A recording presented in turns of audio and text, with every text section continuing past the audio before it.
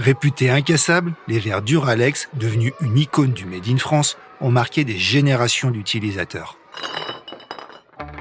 Vous écoutez C'est pas nouveau, le podcast du particulier qui retrace l'histoire d'un produit iconique de notre quotidien. Au milieu des années 30, l'entreprise Saint-Gobain acquiert une verrerie à la Chapelle-Saint-Ménin, dans l'agglomération orléanaise. Cette société va très vite devenir pionnière de la technique du verre trempé. Ce matériau, utilisé dans la fabrication de vitres automobiles, offre une excellente résistance. Il sera ainsi détourné par Saint-Gobain pour produire un objet pratique du quotidien. En 1945, la marque Duralex est déposée. Ce nom, aujourd'hui réputé pour sa robustesse, s'inspire de la maxime latine « Duralex sed lex ». La loi est dure, mais c'est la loi. C'est en 1946 que le premier article de vaisselle fait son apparition.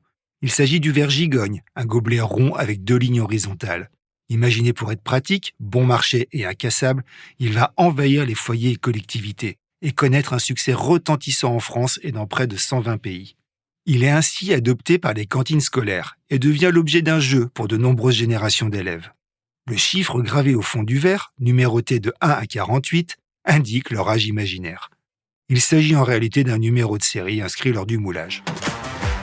Best-seller incontournable, le verre Picardie, vendu à plusieurs millions d'exemplaires chaque année, est le second produit phare de l'entreprise. Conçu en 1954, il est reconnaissable par ses formes galbées et biseautées. Il est facile à prendre en main et à empiler, et connaît à son tour un succès planétaire. Décliné dans plusieurs tailles et coloris, le Picardie trouve une aura au-delà de sa fonction utilitaire. Plus que des verres, les Duralex deviennent des objets d'art et de design. Les ustensiles passent ainsi des placards de la cuisine au musée, où ils sont glorifiés. Ils sont par exemple vendus dans la boutique du célèbre MoMA de New York. Il fait même une apparition au cinéma, dans un blockbuster hollywoodien. Le Picardie se retrouve dans les mains de Daniel Craig, alias James Bond, dans le film Skyfall en 2012.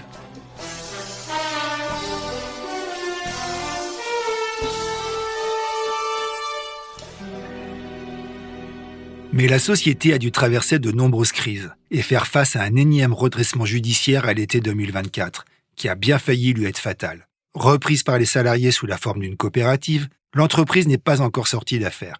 Elle lance donc début novembre une levée de fonds ouverte au public à hauteur de 5 millions d'euros sur une plateforme de financement participatif. Le placement, bloqué durant 7 ans et rémunéré 8%, bénéficie d'une réduction d'impôt.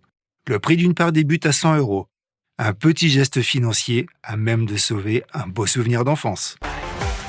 Merci d'avoir écouté C'est pas nouveau, un podcast animé par Benoît Henry, journaliste au particulier. Vous pouvez retrouver l'ensemble des épisodes sur Figaro Radio et sur toutes les plateformes d'écoute.